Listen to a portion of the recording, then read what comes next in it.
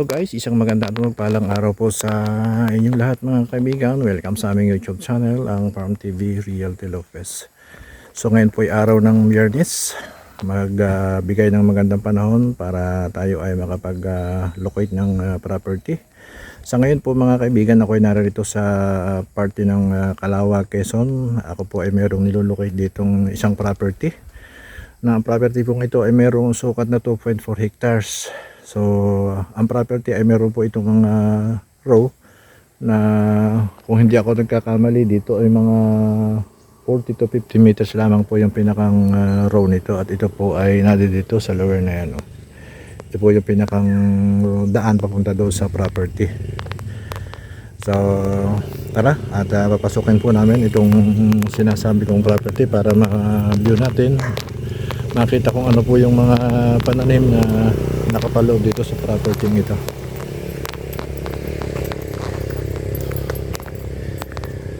Pasok naman po ang sa ngayon, pasok po itong mga motor dito sa lugar na ito, kasi ito po katulad dito dinadaanan natin ito. Ito po yung pathway, daan talaga sa papunta doon sa property ito. At yung pong property ay mayroong sapa, yung pinakang hangganan nitong property dito sa parte ng ating nilalakarang ito dyan sa lugar na yan. Mamaya ipasisilip ko din po sa inyo yung sapa na sinasabi ko, ano po, para rin po sa kabatiran ng mga viewers natin o yung mga manonood. Dyan po mag-uumpisa yung property. Yan, nakita po ninyo yung kahoy na yung malaki. Ito po ay mga nyugan.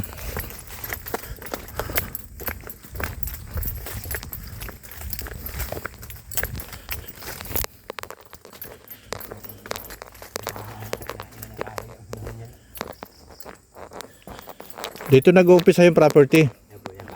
Itong malaking kahoy na ito na nasa ating harapan, ito po yung pinakang linderos nila. Papunta po doon sa lugar na yan. Yung pong property ay nadya sa lugar na yan, yung kalakang bahagi.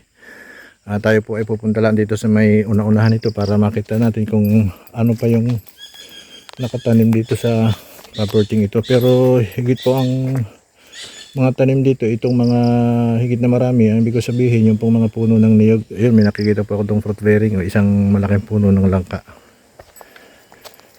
Ito po yung sapa, unang sinasabi ko, katilaan po sa ngayon. Kasi ilang buwan na pong hindi naulan dito. May source po ng kuryente itong property. Ito sa taas natin ito. Yan.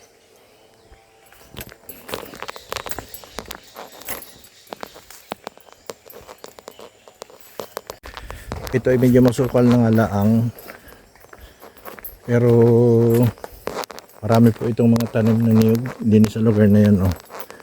Minsan ko na rin pong napuntahan ito, kaya lang hindi ko rin ito na uli lahat, gawa ng medyo katulad nga po nung makikita natin dito sa harap ng ating camera, ito ay medyo masukal na. Pero ang mga niyog po niya na yan, marami pong mga bunga.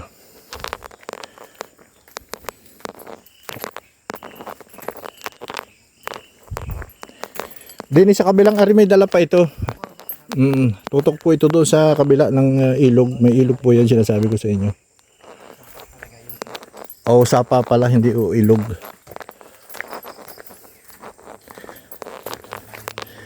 Ari pinagtaniman ng mga paminta, kaya maraming kakawati. Ayan, yan pong kalakang bahagi na yan. Mamaya papasok po tayo dyan. Unahin lang po natin dito sa lugar na ito. Ano po?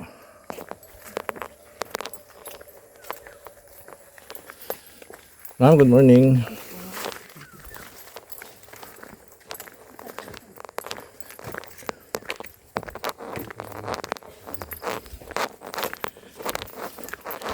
Marami pong mga fruit bearing ito sa lugar na ito. May mga mangga akong nakikita. Merong avocado, ayun. Merong langka.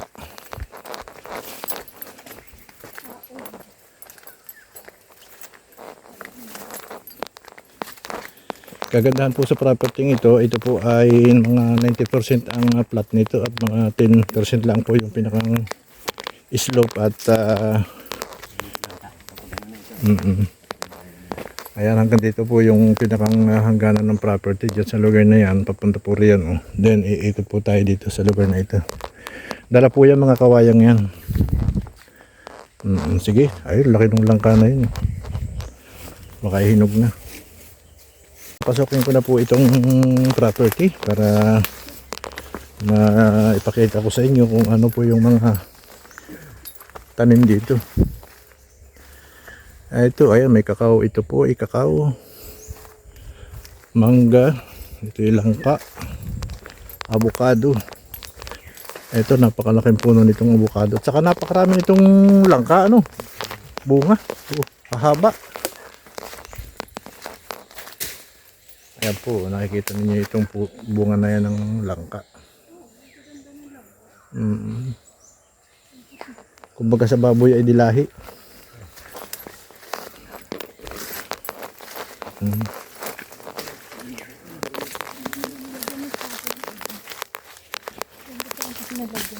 Yung balutan ano. Itong kawayang ito hindi na po yan, hindi na kasama. Okay. Dini po tayo sa kalakang bahagi nitong property na ito po yung maraming puno ng niyog doon nakatanim. Ay ma'am, hindi ka makakatawid dito. Kasi punta sa baba na tayo may daan doon. O doon sa may ano dito may daan. Dito lang may talunin ito eh.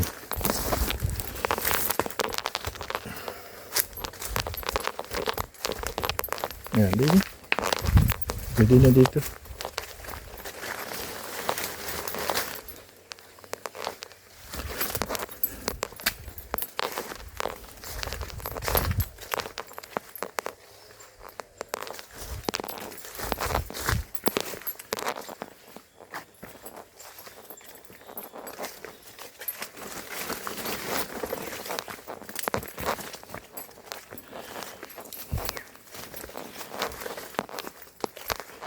Mga pumasok kaya sa 400 ang tanim nito mga niyog.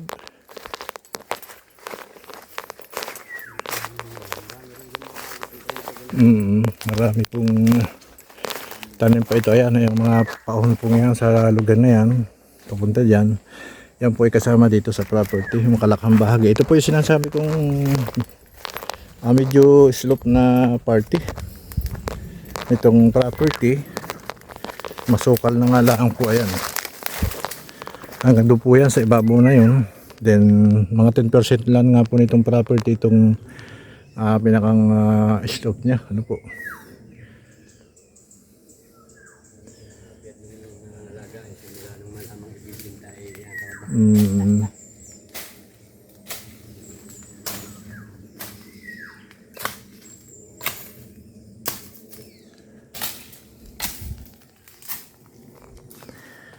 Mula doon sa National Highway hanggang dito sa lugar na ito, mga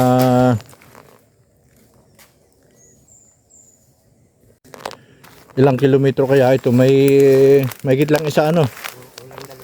Dalawa kasi nito hanggang doon sa may dito. Oo, mga 1.5 kilometro lang po ito mula doon sa National Highway na pinasukan natin hanggang dito sa lugar na ito. At mula Kalawag naman, kung hindi ako magkakamali, mula doon sa pinasukan natin ay mga 3 kilometro. So bali 4.5 kilometers ang layo nito mula doon sa bayan. Ito ay 90% flatland. Maraming mga puno ng niyog. Ayan oh.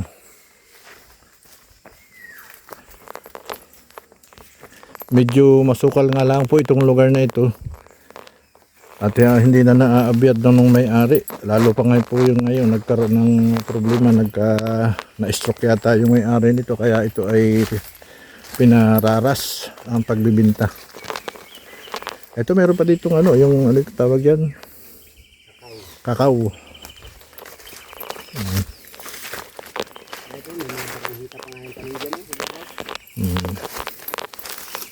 May mga daranghita pa po itong tanim diya sa lugar na yan. Medyo, ayun, nakita natin oh.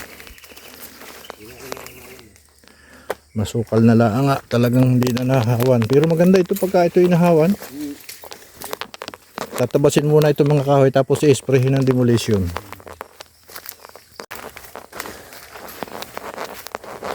Okay, dito tayo dadaan sa lugar na ito, then babalik na tayo doon sa ating pinanggalingan. Sayang ng mga dalang hita ko yan ay magagamasan. Hanggang doon yan sa may mga nyug na yun, ano? Doon sa ibabaw pa yan. Sa ibabaw pa po niyang mga nakikita natin yung masukal, oh.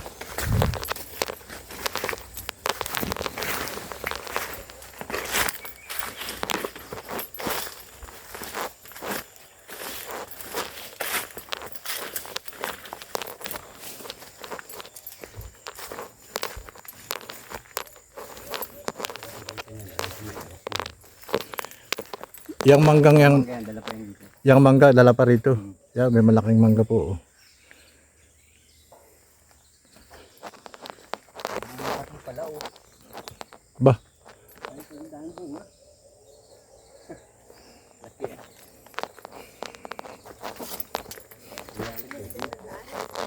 diyan na lang tayo. Yan lang. Dala pa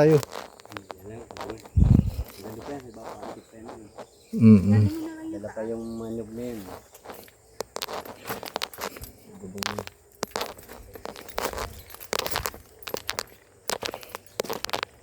Kaya takot baka makakakuha din ako ng mangga eh.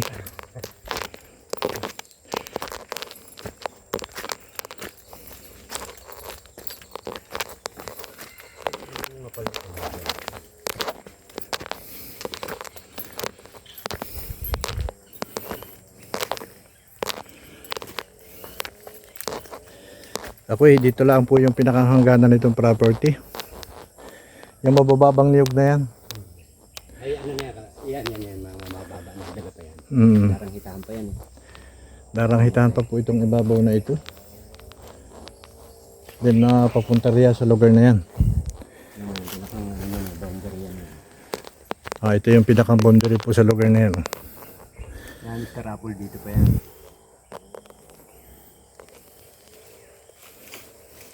Star Apple. Sige, tara. At tayo ay pupunta na rin sa ating sinasakyang mga motor. So inuulit ko po mga kaibigan, dito ang pagitan po dito sa lugar na ito, itong ito pong kuwang ito, ayan kahoy na ito ng Star Apple, dala pa po yan pupunta dito. Then hanggang dyan sa may mabababang nyug na yan, dala pa po rin dito pa ganun sa lugar na yan. Okay, dito sa lugar na ito mga kaibigan ay sa may parte nitong likurang bahagi nitong 2.4 hectares na ito. So bali iikot ko lang po yung aking camera, ano po. Yan. Diyan tayo galing sa lugar na yan, sa ibabaw na yan, oh. Nakita naman natin, ituro ko yung pinakang leaders doon sa lugar na yun. Then dito tayo bumaba, pupunta na po tayo doon sa ating pinanggalingan. Ayan, yan, mga nyug na yan, kasama po dito yan. Iikot ko lang po para makita po ninyo ang mga tanim na nyug dito. So napakarami. Hindi ito bababa ng 400 kapuno, ito mga nakatanim dito. Kasi itong lugar na ito, darang hitahan naman ito. Pero may mga puno pa rin po ng niyog dyan nakatanim dyan. Hindi lang po kagaya nito ng mga namumunga na. Ayan. Tara, okay na. Tama tayo. Huli ko po ito ay ito po ay 90% flatland at saka yung 10% po nito ay hilly. Ito po ay may right of way na mga 50 meters lamang po, or wala pang 50 meters yung ating nakita kaninang o yung layo nung itinuro sa atin itong kasama natin. So ayan, kaya po yung pinakang pag-itan nila. Masukal na yan. Dala po dito yung langkang yan.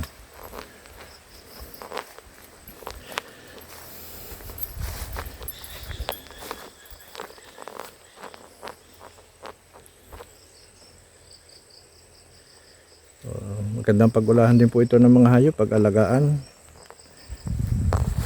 Kasi ito po ay unang-una ipantay.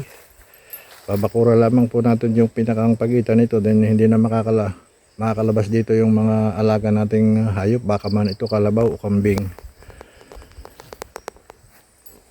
May mga pagkain na sila rito, mga damo. So kay mga kaibigan, hanggang dito na lamang po yung aking pagbibideo sa property ito na ating nilulukit sa araw na ito. Inuuli ko po, ito ay 2.4 hectares mula po doon sa bayan hanggang dito. Ito po ay mga 4.5 kilometers lamang ang layo nito, ano po. At mula doon sa National Highway hanggang dito, ito po ay mayroong layo ng mga 1.5 kilometers. At doon po sa aming mga viewers, sa mga followers ng aming YouTube channel, doon po sa mga hindi pa naka-subscribe, baka naman po kami ay pwede ninyong i-subscribe at paki-like and share na rin po ng aming mga i-upload na video upang sa mga susunod po na aming i-upload ay kayo po ay maging updated. Okay, isang maganda at magpalang araw sa inyong lahat mga kaibigan.